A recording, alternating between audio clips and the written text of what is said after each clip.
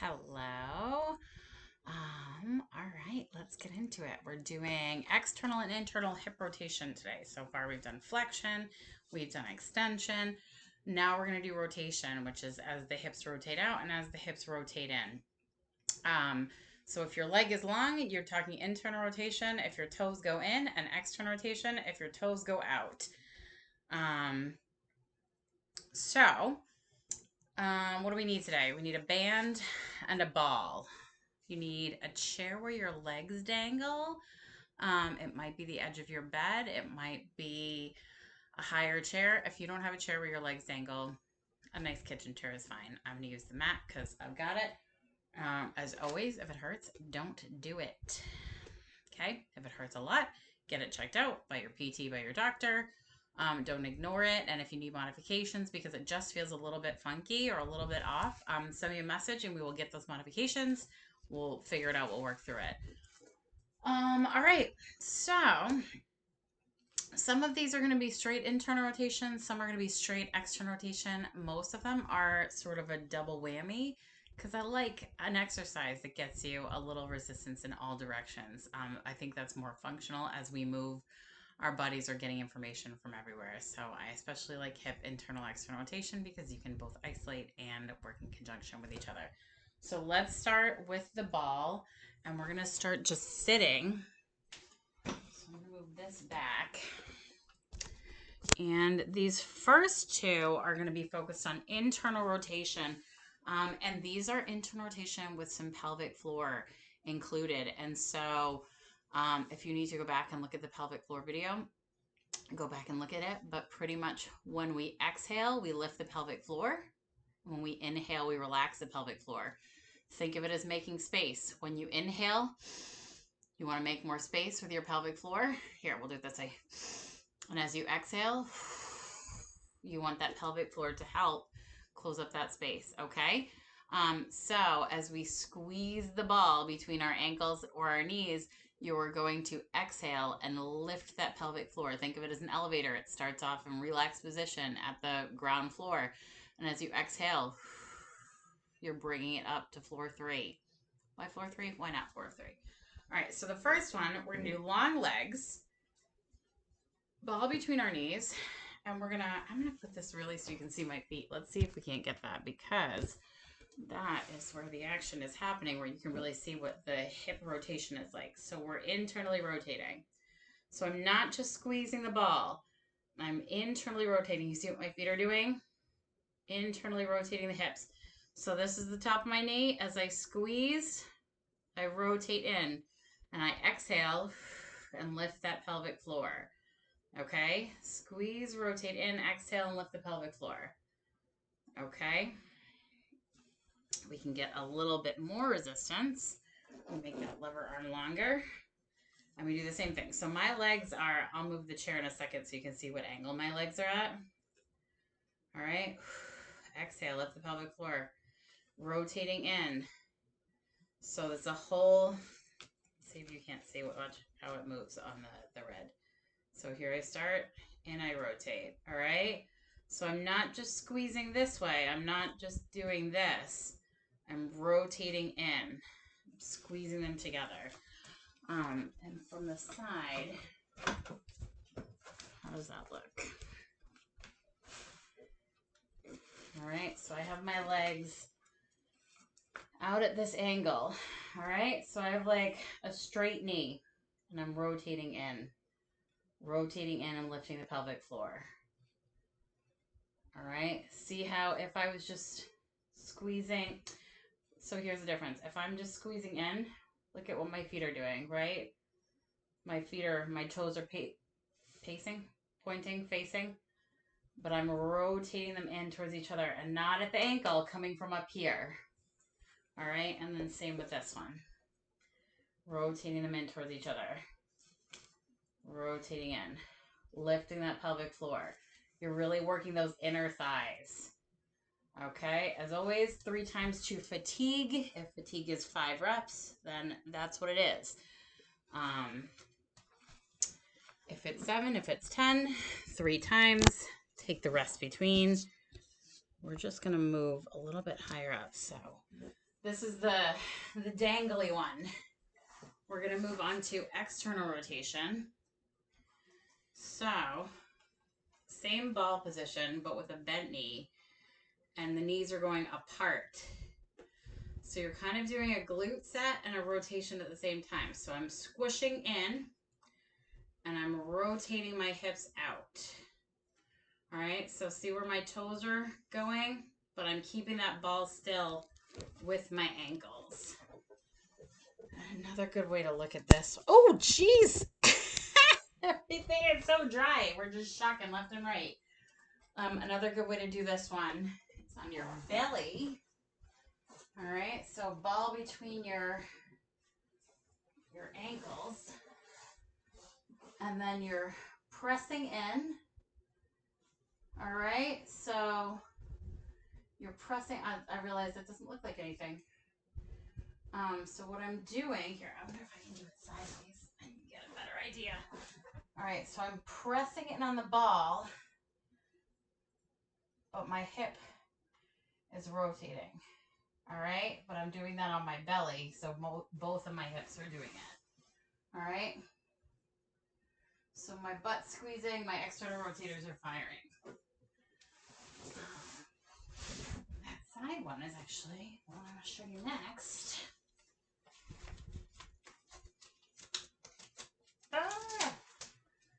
Okay, so this is a double whammy. This one is internal, external rotation, and then we're going to swap. So I'm internally rotating against resistance, and I'm using a little abduction, thigh squeeze. So I'm stabilizing my hips. I have the ball there, getting good alignment. My abdominals are engaged. My pelvic floor is lifting, and I'm resisting that rotation. So I get a little bit of everybody in this. All right. There we go. And then we can swap.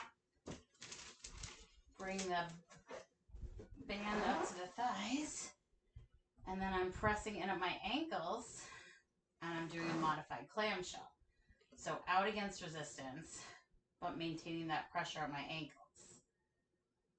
All right. This one's a little tricky. I like it though. Also do this one. And sitting. Where you have the band at your ankles. And you're going out against resistance. Out against resistance without dropping the ball. So those adductors are working. And your external rotators, your internal rotators are working against resistance.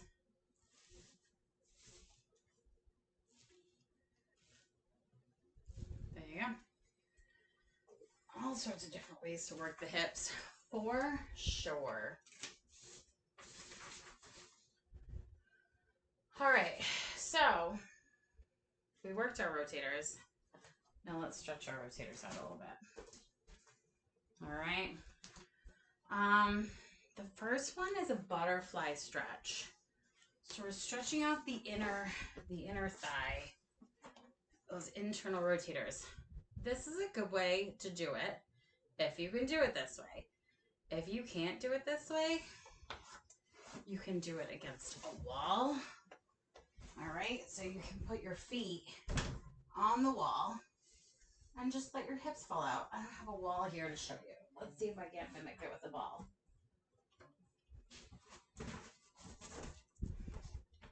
All right, and then you can just let your thigh fall out. So imagine that's a wall.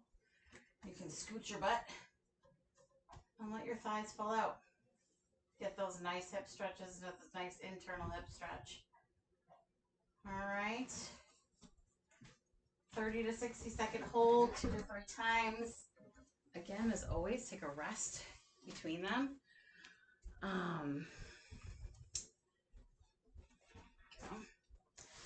Some of the external rotator stretches look an awful lot like the hip extensor stretches. This guy is a good one. So my leg is this way, and I'm stretching this way. So what does that look like from here? That doesn't give you anything.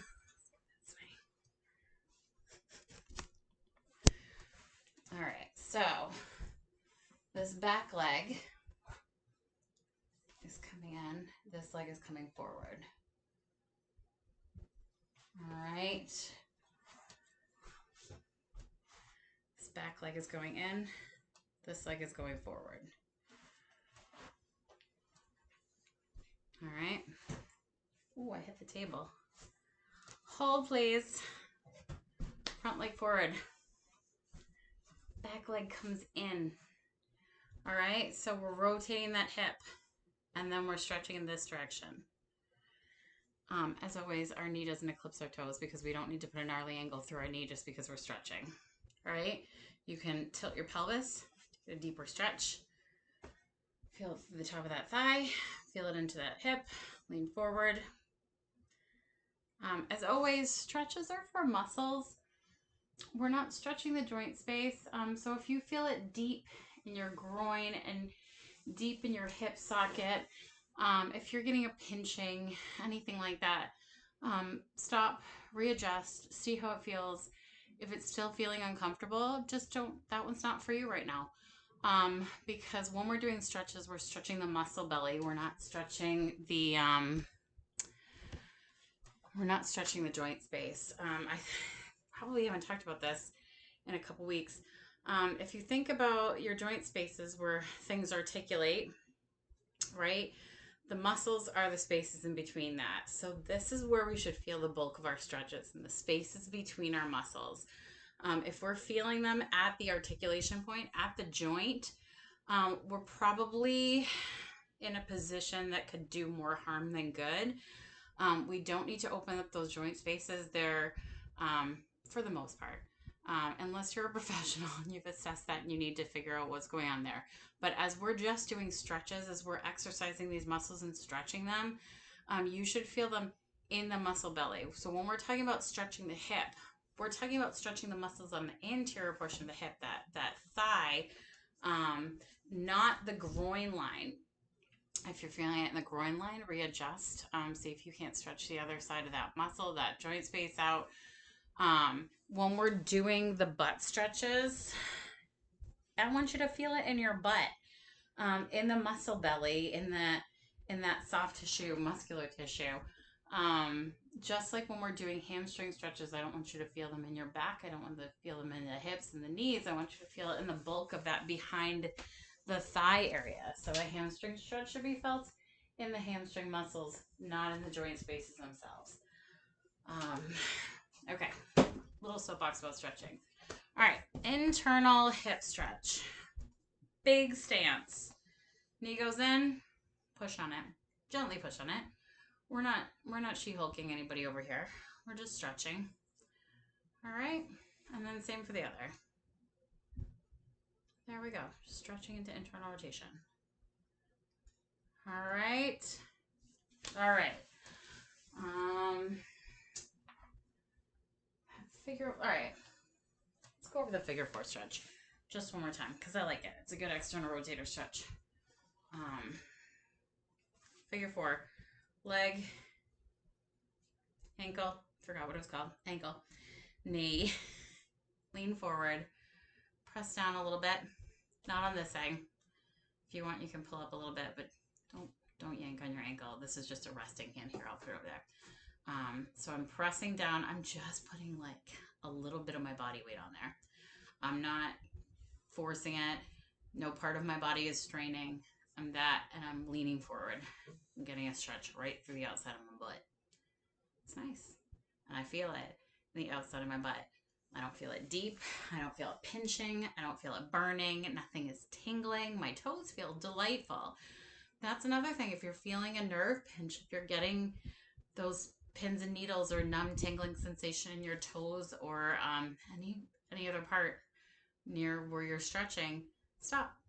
Sometimes we can stretch a nerve and it tells us, don't stretch me. Sometimes the nerve is pinched in tight tissue, and the best thing for that is get it moving, get the tissues moving, use those muscles a little bit, stretch those muscles a little bit. But if it creates that nerve sensation, stop what you're doing. Go get it checked out. have somebody take a look at it so it doesn't get worse. All right. As always, comments, questions, concerns, let me know, and we'll take it from there. All right. I hope you guys have a great weekend.